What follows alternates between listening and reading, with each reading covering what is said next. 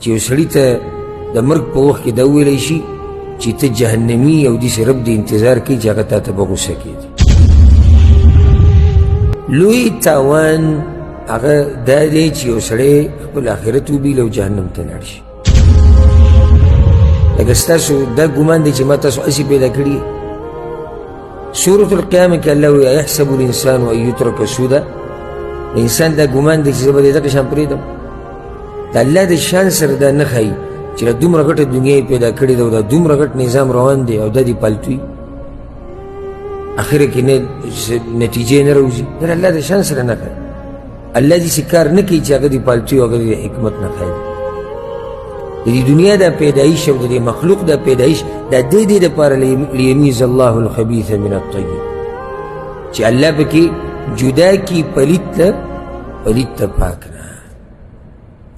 ويجعل الخبيث بعضه على بعض او وګرځي پلیتان باز په بازو باندې فيركمه جميعا بجمع بکی اغوی په یوځای فيجعله في جهنم نوابی چی په جهنم کې اولئک هم الخاسرون دغه کسان خاص هم دوی تاوان والدي.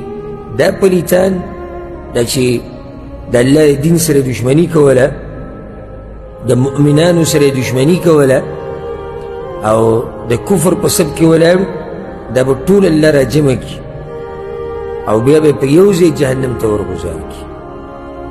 اولئک هم الخاسرون هم دغه کسان تاوان ولی دي نه خو بل تاوان نشته.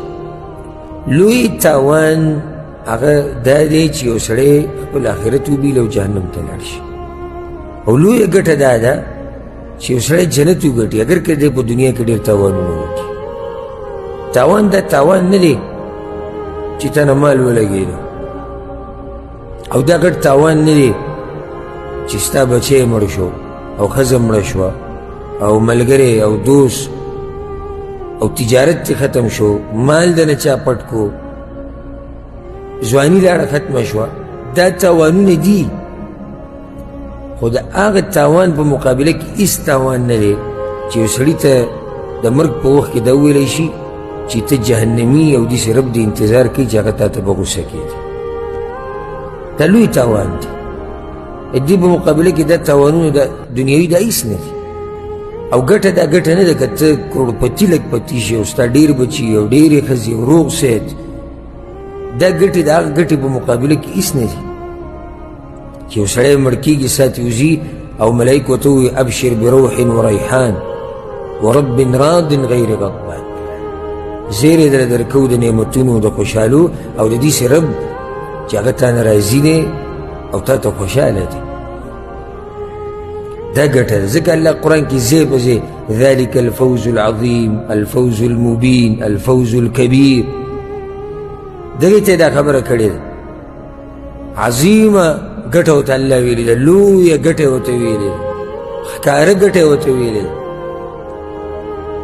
او خبره نن سبا هغه الټه ده دنیا پرستو الټه کړې ده. کامیاب هغه دی چې څه وکړي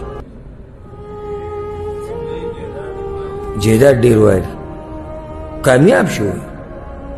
دا کامیابي وقتي طور ده. دا هر څه ته پاتې کېږي. دا بنګلې منګلې ټولې پاتې دي.